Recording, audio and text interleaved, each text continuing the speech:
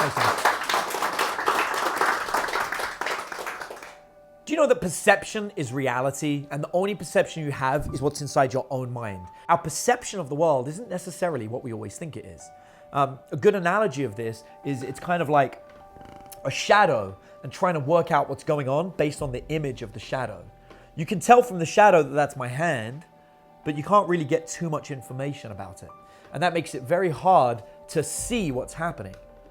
In many ways, our own mind, the same way it interprets the vision in front of us, it interprets everything. It interprets the intention somebody has when they talk to you. It interprets their body language. It interprets the way a sentence is said. Have you ever texted somebody and they misunderstood what you said and you're like, oh, I really wish I'd done that in a phone call because then they would have understood me better. That's because their perception of what was said was different to yours. There's a really fun one that I like where people do this. And then they'll be like, you guys have seen this online? Yeah, it's a 6 and a 9. Does anyone know the true answer? Is it a 6 or is it a 9? Which one? So yeah, it's so fun. It is a 6, it is a 9. It is neither to us. However, there was also an intention as it was first written. And it's potentially the intention.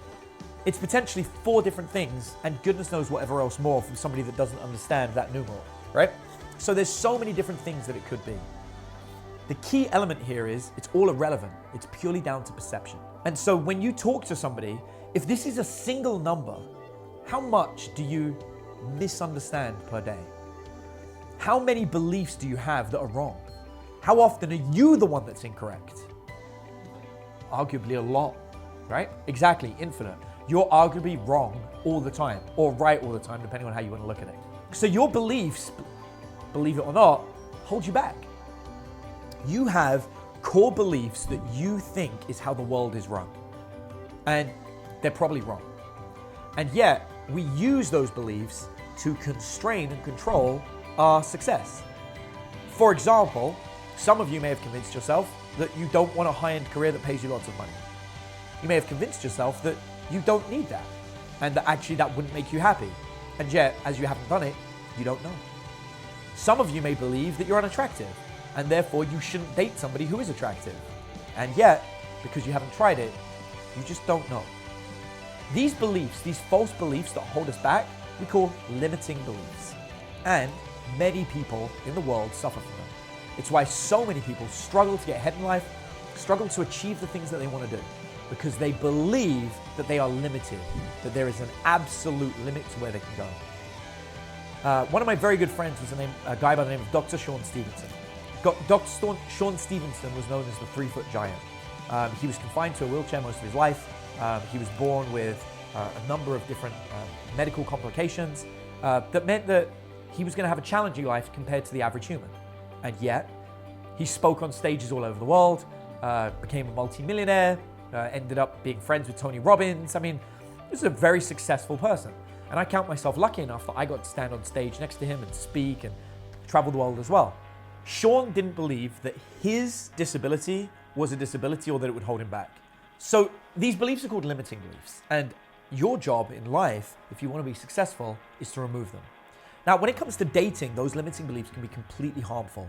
They can keep you trapped in an abusive relationship. They can stop you meeting somebody who truly makes you happy. And that can affect so much more than you imagine. For example, if you allow yourself to stay in a relationship with someone that's abusive and you have children, you're now raising children in an abusive environment. Your children may then go on to be abusers themselves and abuse other people. And you're creating that cycle by refusing to allow yourself out of that situation due to the limiting belief that you don't deserve better. Sit with that for a minute, because that is devastating.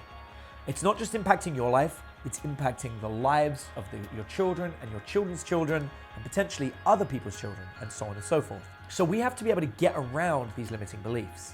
The easiest way to deal with a limiting belief is with one word: challenge it. Any belief you have should be challenged at all points. If you believe you can't do better than the person that you're currently dating, you should challenge it and try and do better than the person you're currently dating.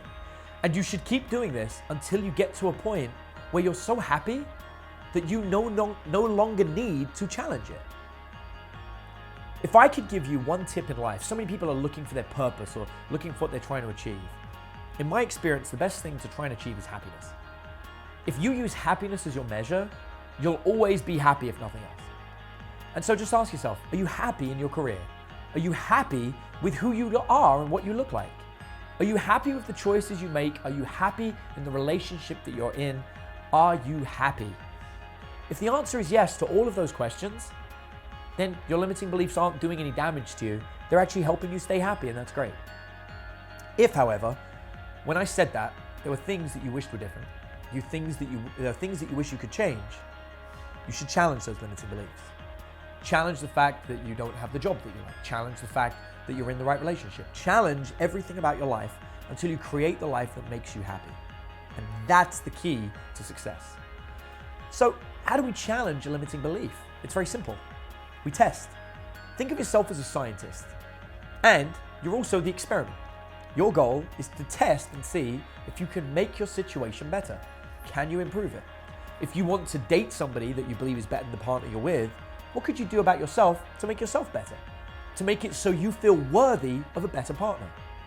For example, if you feel that you're a bit overweight and you feel your partner is a lot overweight and you feel your partner's lack of care is contributing to your own lack of getting the shape that you want, start working out. It's going to be harder for you because your partner's not going to support you until you get to a point where you look great. Keep trying to inspire them to improve as well. Hopefully, they'll catch on and you'll grow together. If not, then your limiting belief was holding you back, and you're right, you can do better. And as you improve, you'll be motivated to go on and do better.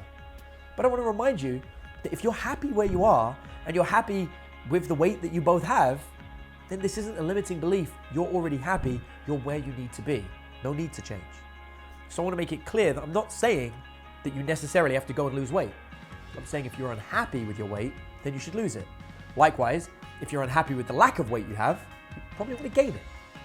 The whole point here is to challenge the limiting belief that stops you from being happy.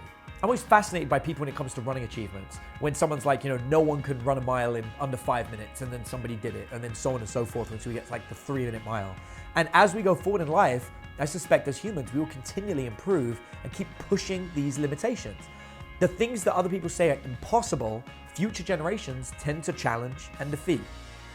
The key in your life is to look at the limiting beliefs that hold you back, challenge them.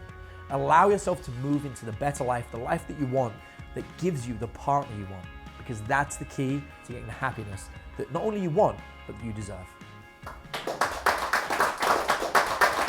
Thanks, guys.